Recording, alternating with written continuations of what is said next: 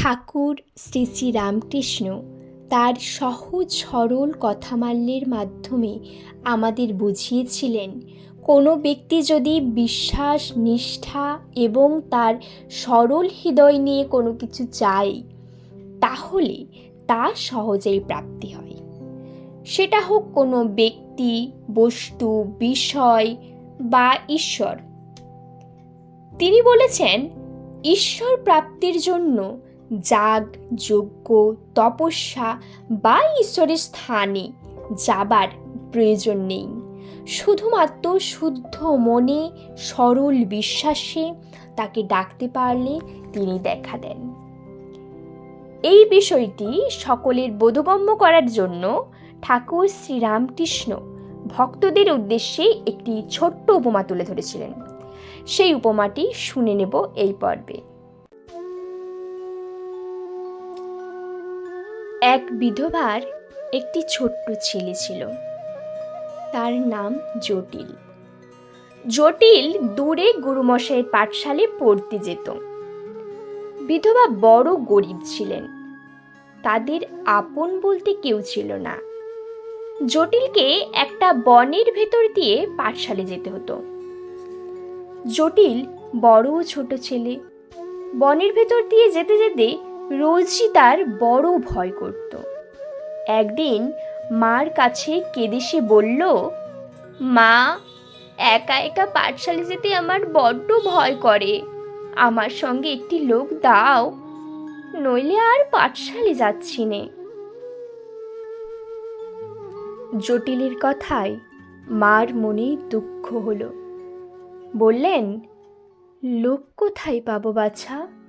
বনে তোমার এক দাদা থাকে, তার নাম মধুসূদন। ভয় পেলে তাকে ডেকো, সেই তোমার সঙ্গে যাবে। মার কথায় জটিলের মনে বড় আনন্দ হলো। পাঠশালায় যাবার পথে বনে গিয়ে উচ্চস্বরে সে ডাকতে আরম্ভ করলো, মধুসূদন দাদা, ও মধুসূদন দাদা, এসো, আমার বড্ড ভয় করছে। কেউ আসছে না দেখে, কেউ সাড়া দিচ্ছে না দেখে জটিল আরও চিৎকার করে ডাকতে লাগলো, মধুসূদন দাদা, ও মধুসূদন দাদা। তার বিশ্বাস মধুসূদন দাদা আসবেই। জটিলের সরল ভক্তিতে ভগবান আর থাকতে পারলেন না। একটি ছোট্ট বালকের রূপ ধরে হাসতে হাসতে তিনি জটিলের সামনে উপস্থিত হয়ে বললেন, এই যে ভাই, আমি এসেছি। জটিলের তখন কি আনন্দ! রোজ মধুসূদন দাদা পাঠশালায় দিয়ে আসে, আবার ফেরার সময় বাড়ির পথে রেখে যায়। দুজনে কত গল্প, কত খেলা, কত আনন্দ। এভাবে দিন যায়। তারপর একদিন গুরুমশাইয়ের মা মারা গেলেন। গুরুমশাইয়ের মায়ের শ্রাদ্ধ করবেন। ছাত্ররা নিজেদের সাধ্য মতো যে যা পারে গুরুমশাইকে দিচ্ছে। কেউ দিচ্ছে চাল, কেউ দিচ্ছে দুধ, কেউ দিচ্ছে পাতা, এইরূপ সব। গুরুমশাই জটিলকে জিজ্ঞাসা করলেন, জটে, তুই কি দিবি রে? জটিল বললে, আজ্ঞে, মাকে জিজ্ঞাসা করে বলবো। পাঠশালা থেকে বাড়ি ফিরে এসে জটিল তার মাকে সব বললে। শুনে মা বললেন, বাবা, গুরুমশাইকে দেবার মতন আমাদের যে কিছুই নেই, আমরা যে বড় গরিব। তুমি তোমার মধুসূদন দাদাকে এই কথা বলো। জটিল বড় সুবোধ বালক, মায়ের দুঃখ সে বুঝত। পরদিন পাঠশালায় যাবার সময় জটিল মধুসূদন দাদাকে গুরুমশাইয়ের মায়ের কথা জানালে মধুসূদন দাদা বললেন, তা আর কি, কবে শ্রাদ্ধ? কাল।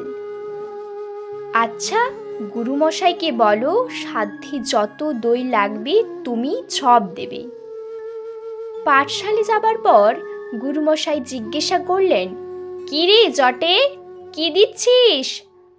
তোর মা কি বললে রে?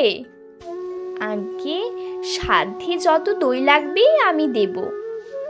বটে, জটের মতো এমন ভালো ছেলে আর কি আমার আছে?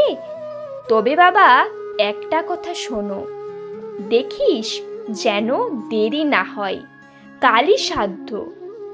আগে কাল সকালে দিয়ে যাব। শ্রাদ্ধ বাড়িতে পরের দিন সব ছেলেরা মিলে কাজকর্ম করছে। এখনো জটিলের দেখা নেই। গুরুমশাই ভারী চিন্তিত হয়ে গেছেন।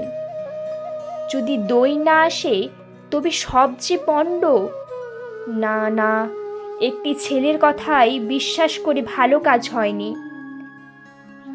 জটিল তখনই দই নিয়ে আসে। তাকে আসতে দেখে একটি ছেলে গুরুমশাইকে ডেকে বললে, গুরুমশাই, ওই যে জটিল আসছে, আর দেখুন মস্ত এক ভাঁড় দই এনেছে। জটিলের হাতে ছোট্ট একটি ভাঁড় দেখে গুরুমশাই একেবারে রেগে আগুন। বললেন, সাধ্যে সব দই না তুই দিবি, আর দই কই? আগে আমি ছোট কিনা বেশি আনতে পারবো না। মধুসূদন দাদা তাই এই ছোট্ট ভাঁড়টি দিয়েছে, বললেন এতেই সকলের হবে। জটিলের কথা শুনে গুরুমশাই আরও রেগে গেলেন। জোর করে ওই দইয়ের ভাঁড়টি জটিলের হাত থেকে টেনে নিয়ে একটি ছেলের হাতে দিয়ে বললেন, যা, এই দইটা একটা পাত্রে ঢেলে রাখ, ভাঁড়টা হতভাগাকে ফিরিয়ে দে। আমার মার সাধ্য তুই পণ্ড করলি, লক্ষ্মী ছাড়া ছেলে, আজ তোর একদিন কি আমারই একদিন। এই বলে জটিলকে মারতে আরম্ভ করলেন। জটিল সামলাতে না পেরে অজ্ঞান হয়ে মাটিতে পড়ে গেল। এদিকে আর একটা ঘটনা হলো। যে ছেলেটি দই রাখতে গিয়েছিল সে ফিরে এসে বললে, গুরুমশাই, অবাক কাণ্ড, দই যত ঢালছি ফোরাচ্ছে না। কি বলিস রে? হ্যাঁ গুরুমশাই, ভাঁড় থেকে যতই দই ঢালছি অমনি ভাঁড় আবার আগের মতোই দই ভর্তি হয়ে গেছে। তবে কি জটিল আমার সত্যিই বলেছিল? আহা, বাচ্চাকে মিছিমিছি মেরে কষ্ট দিলুম।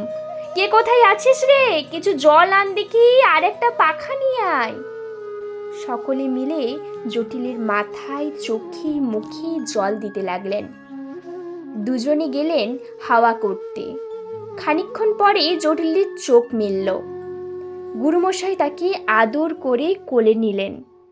আয় বাপধন আমার, না বুঝতে পেরে তোকে কত মেরেছি।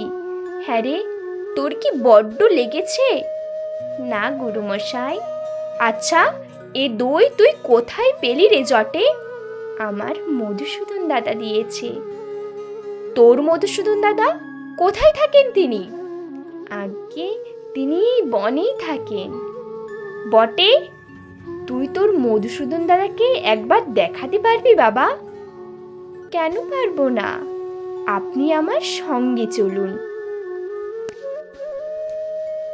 গুরুমশাই আর ছাত্রের দল জটিলের পিছনে পিছনে যেতে লাগলো।